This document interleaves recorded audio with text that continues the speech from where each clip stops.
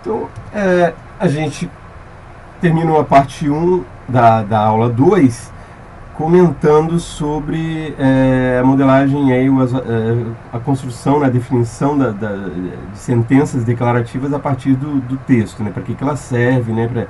Basicamente, ela serve para a gente identificar as oportunidades, né, de escolha na hora do modelo, na hora de criar um modelo imperativo, né, no nosso caso aqui. Então a gente definiu ali algumas regras, né, e aí a gente supõe que, estando de acordo com essas regras, o modelo vai funcionar. Agora vamos ver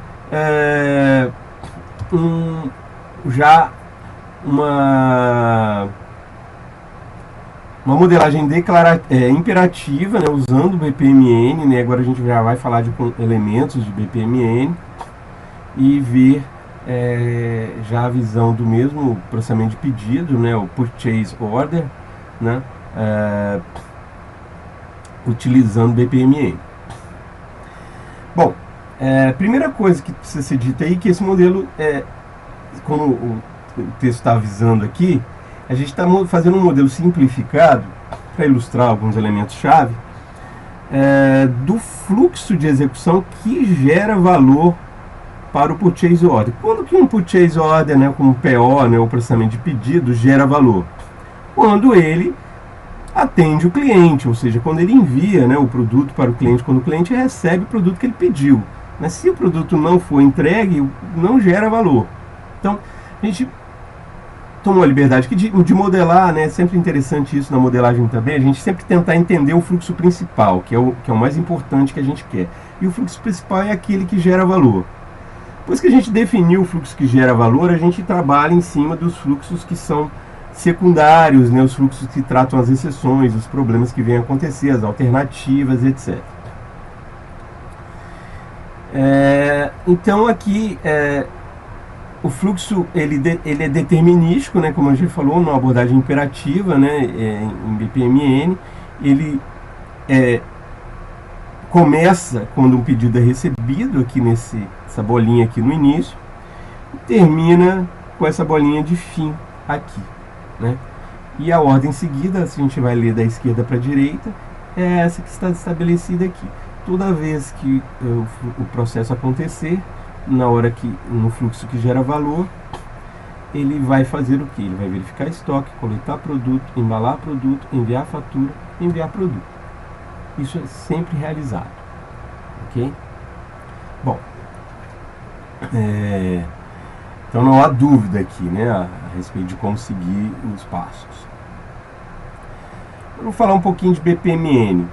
BPMN é a sigla para Business Process Model and Notation, né? É uma notação para descrição de processos de negócio, de modelos de processos de negócio, né, que ela é mantida pela entidade chamada OMG, né, Object Model Group, né? A gente tem, mais para frente a gente vai olhar a especificação de BPMN, né, uma especificação longa que tem toda a definição de um conjunto de elementos, chamados elementos de modelo, né, que permite a gente construir modelos de processos de negócio, né?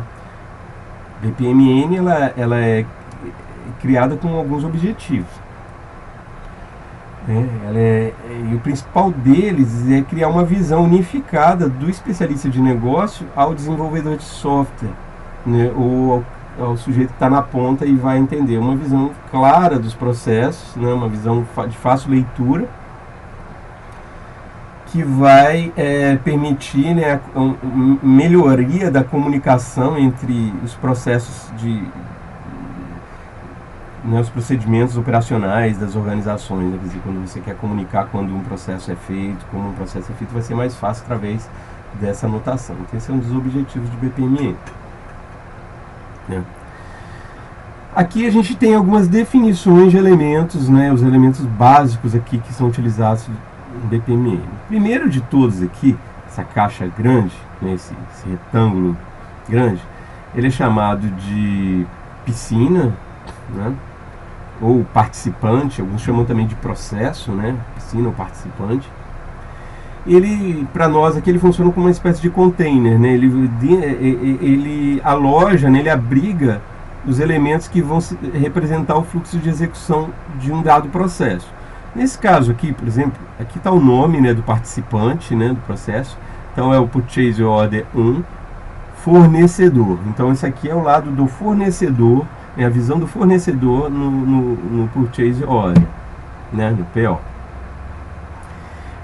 Então todos os elementos envolvendo as ações do fornecedor são descritas dentro do retângulo relacionado a ele, né?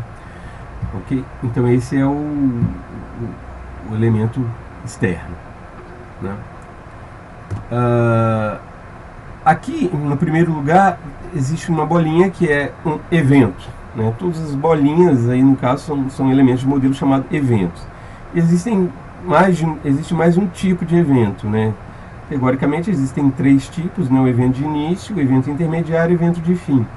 O evento de início ele é obrigatório em todo modelo BPMN, ele determina quando que iniciam as ações de um dado participante. Então toda caixinha contendo um participante contém um evento de início, né?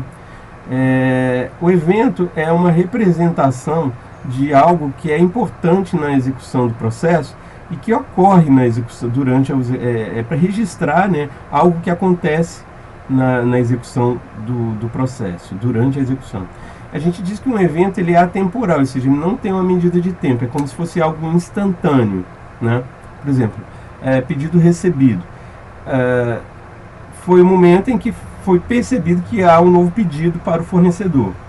Não quer dizer ali o tempo em que o pedido é recebido, guardado, lido, não tem nada disso. O evento simboliza que o pedido foi recebido, que ele está pronto para ser processado, né? Seguindo aí o próximo elemento, a gente tem uma tarefa. A tarefa é o elemento mais atômico, né, o elemento de processamento atômico de um modelo de processo BPMN. Quando a gente não consegue decompor mais a tarefa, a gente representa ela, uma atividade, né, a gente representa ela como uma tarefa. É esse retângulo com as esquinas abauladas, né? Então a tarefa ela é uma unidade de ação, né, uma unidade de trabalho realizada dentro de um processo. Ela tem duração, diferente do evento, né? Ela, verificar o estoque, a gente pode atribuir uma duração para ela, né?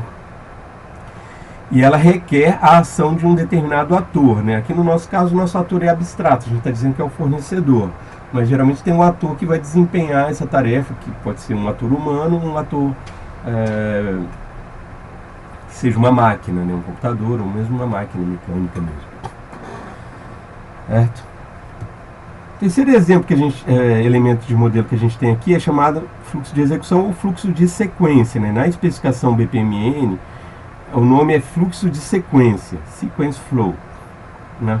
Sequence flow é essa seta cheia que conecta sempre 2 elementos do modelo e que serve para indicar uma ordem de temporal entre os dois, de execução temporal entre os dois. Então, quando essa seta aqui está clicando embalar produto e enviar fatura, quer dizer que embalar produto sempre vai acontecer antes de enviar fatura. Ou, em outras palavras, enviar fatura só vai ocorrer depois que a tarefa embalar produto terminar, né? O último elemento que a gente tem aqui, a piscina e o participante a gente já falou. E o último elemento que a gente tem aqui é o evento de fim, né? O elemento de fim é essa bolinha com as bordas mais grossas. Ele está querendo dizer que o processo foi concluído. Quando o fluxo de sequência chega a esse ponto, quer dizer que de uma forma ou de outra o processo foi concluído, né? Pelo menos esse fluxo que foi passado por aqui foi concluído, né? Existem alguns eventos de término e eventos de fim, né, que são um pouquinho diferentes, a gente vai falar mais adiante, mas nesse caso aqui não tem erro, né? Se o processo atingiu este ponto é porque ele foi concluído, certo? Cada execução, ou seja, cada instância de execução do processo vai requerer que todas essas ações sejam desempenhadas, eventualmente pelo mesmo ator ou por atores diferentes, né? Isso a gente não vê no modelo, a gente vai ver só na hora da execução. Quem é que vai executar, eu não sei esse ponto, né? A gente vai ver depois, né?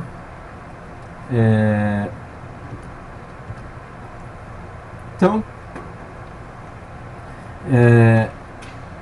tirando aqui, limpando, né, só para vocês terem ideia, né, isso aqui é o modelo, né, do jeito que a gente entregaria para o cliente do modelo, né, e aí ele poderia seguir esses passos sempre que um pedido fosse recebido, e ele não iria estar descumprindo as regras da empresa. Beleza? Agora a pergunta que eu faço, de acordo com as especificações declarativas, esse aqui é o único possível? Não. Vocês veem que aqui neste, né,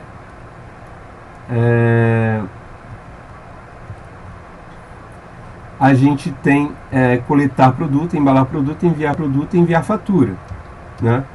Mas aqui no primeiro tem uma pequena diferença, ó. A gente tem aqui embalar produto, enviar fatura e enviar produto. Todas essas duas possibilidades, de acordo com a nossa análise das cláusulas lá, das regras de negócio que foram descritas, são possíveis, né? Então note que eu tenho mais de uma alternativa até mesmo para o fluxo que gera valor. Eu posso escolher primeiro enviar o produto e depois enviar a fatura, ou primeiro enviar a fatura e depois enviar o produto. Verificar estoque, coletar produto e embalar produto, não, eles têm que seguir essa ordem, porque eu não consigo embalar um produto sem coletá-lo, e também não consigo coletar sem que ele esteja verificado no estoque, né? Ok? Então é essa a diferença. Agora vamos ver mais um elemento, né, para permitir que a gente construa alguns modelos mais interessantes aí em processo de negócio. Como eu falei, no modelo que a gente acabou de construir e mostrar aqui para vocês, só existe o fluxo que gera valor, mas evidentemente, como eu já falei, a gente não pode só modelar o fluxo que gera valor, tem que tratar as exceções. Por exemplo, nesse caso aqui, uma exceção é o fato do produto não estar disponível no estoque, né? Está lá descrito no texto do modelo, né, do processo. Então eu tenho que apoiar, né, suportar, modelar essa parte também.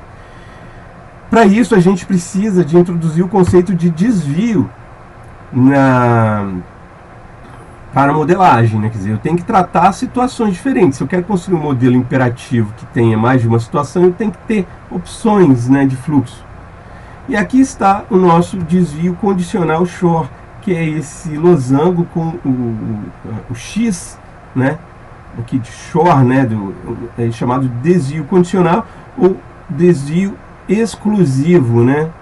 É um SHOR, quer dizer, ele é um desvio que permite que um fluxo seja aberto condicionalmente a uma das opções de fluxo de saída. Então ele tem aqui o fluxo de entrada do SHOR, né, que é essa seta vindo de verificar estoque, e aqui eu tenho a possibilidade do sim, né, da pergunta, que a pergunta é produto disponível, interrogação aqui deveria estar aqui em produto disponível, né? Se for sim, então eu sigo pelo fluxo de cima. Se for não, eu sigo pelo fluxo de baixo, né? Então vamos avaliar como é que acontece aqui no não, né? Verificou o estoque, produto não está disponível. Então eu venho, peço produto no distribuidor, informo o cliente e chego aqui nesse outro desvio SHOR aqui. Só que esse desvio SHOR aqui ele é diferente desse, ó. Notem que esse desvio SHOR aqui ele tem uma entrada e duas saídas. Esse aqui ele tem duas entradas e uma saída. Eu chamo esse primeiro de desvio divergente e eu chamo esse segundo de desvio convergente, né? Qual é a semântica do desvio SHOR divergente? A semântica é a seguinte: chegou aqui, tem uma pergunta associada, dependendo da pergunta ele só segue para uma das alternativas e nunca segue por mais de uma. No convergente não tem pergunta associada, basta que chegue uma entrada e o fluxo segue. Então se o fluxo chegou aqui por baixo, ele já vai rapidinho por fim e termina o processo, tá? E não espera nada mais, chega aqui e termina. Por que a gente coloca esse fluxo aqui em vez de ligar logo então esse cara aqui ao fim? Para a gente dar estruturação ao modelo, para o modelo ficar organizado e estruturado, né? Então eu sei que esse par, esse divergente, esse convergente aqui, ele é o par desse desvio divergente. Então, para um divergente, eu tenho um convergente, tá? É por isso que a gente faz, o modelo fica mais legível, mais organizado, menos pode confundir menos o cliente. Pois bem, vamos aproveitar agora para introduzir um outro desvio, que é o desvio paralelo, né? Ainda aqui nesse modelo. Veja, eu tenho aqui verificar estoque, e aí produto disponível, sim, eu venho para o fluxo de cima. Primeira tarefa é coletar produto, né? Executou coletar produto, seguiu embalar produto, e aí ele chega aqui num desvio paralelo. O que é o desvio paralelo? O desvio paralelo é um mecanismo para permitir a execução simultânea de atividades e para sincronizar a ação simultânea de atividades, né? Então, da mesma forma, eu tenho ele divergente e convergente. O desvio paralelo não tem pergunta associada, e ele, toda vez que chega um ponto quando ele é divergente, né, aí chega o fluxo de sequência nele, ele vai abrir, independente de qualquer situação, dois ou mais fluxos. Ele vai abrir simultaneamente todos os fluxos de saída dele. Aqui nesse caso a gente tem dois, um para cima e outro para baixo. O fluxo para cima ele vai enviar produto, o fluxo para baixo ele vai enviar fatura, né? O que quer dizer isso? Quer dizer que se eu tiver uma pessoa que possa enviar produto e outra que possa enviar fatura, trabalhando juntos na minha empresa, essas duas pessoas podem realizar a tarefa ao mesmo tempo, uma não depende da outra, né? Mas pode ocorrer que eu também só tenha uma pessoa, e isso também não é problema. Nesse caso, a pessoa vai executar primeiro uma dessas tarefas, por exemplo, enviar a fatura, depois ela vai enviar o produto, né? E aí o fluxo segue e para aqui. Se ela escolheu enviar a fatura primeiro, o processo não vai seguir adiante. Ele vai vir, terminou a tarefa de enviar a fatura, ele vem para aqui no desvio paralelo convergente e fica esperando o outro lado. Então isso aqui é um ponto de sincronização das tarefas, né, dos fluxos paralelos que estão sendo executados. Aí ela parou aqui, vem aqui, executa o envio de produto, terminou a tarefa, aí sim chegaram as duas tarefas aqui, as duas concluídas, a execução do processo vai estar nesse ponto e nesse, e aí finalmente, então, estando as duas terminadas, eu posso seguir adiante e chegando aqui, conforme a gente já havia discutido, ele pode seguir adiante e terminar o processo, né? Então, não adianta ela terminar só uma dessas que o processo fica parado. Toda vez que eu abro fluxos paralelos, né, dentro do meu modelo, eu tenho que garantir que esses fluxos vão terminar, senão meu processo fica indefinidamente parado e nunca chega ao seu fim, né? Então eu tenho que cuidar desse aspecto toda vez que eu tenho desvios paralelos sendo utilizados, né? O mesmo problema que a gente tem em situações de processos paralelos, por exemplo, em sistemas operacionais enfim, em programação paralela, né? Quando eu tenho esses conceitos, são os mesmos conceitos, né? Quer dizer, se das minhas threads ou um dos meus braços do meu processo e eles são paralelos, eles precisam terminar juntos, né? E tem um ponto de sincronização para eles. Se um deles não termina, eu fico eternamente, né, na espera, né, do término dele ali, né? Então eu tenho que cuidar para que isso não aconteça, certo? Então, pessoal, resumindo, né, a gente introduziu aí os conceitos de evento, conceito de tarefa, o conceito de fluxo de sequência, o conceito de piscina, né, o de participante, o conceito de desvio short e desvio paralelo, né? A mensagem que eu dou para o desvio paralelo especificamente também é de que quando eu identifico tarefas que são independentes entre si, Ou seja, elas não precisam que uma seja feita para que a outra seja feita, essas tarefas podem ser colocadas em paralelo. Né? Que não quer dizer que elas vão ser executadas sempre em paralelo. Pode ser que eu tenha que executá-las sequencialmente, mas por causa dos atores, né, envolvidos na hora da execução, etc.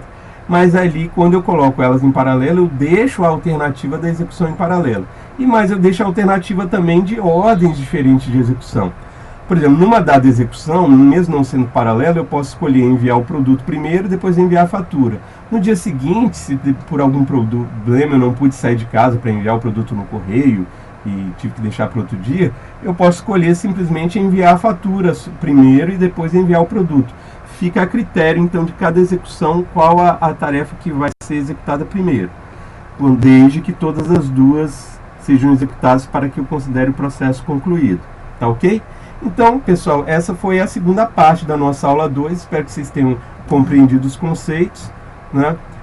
Na próxima aula nós vamos avançar nesses conceitos de BPMN, né, nos elementos de modelo de BPMN e modelar situações um pouco mais trabalhosas, aí, mais interessantes aí, tá bom?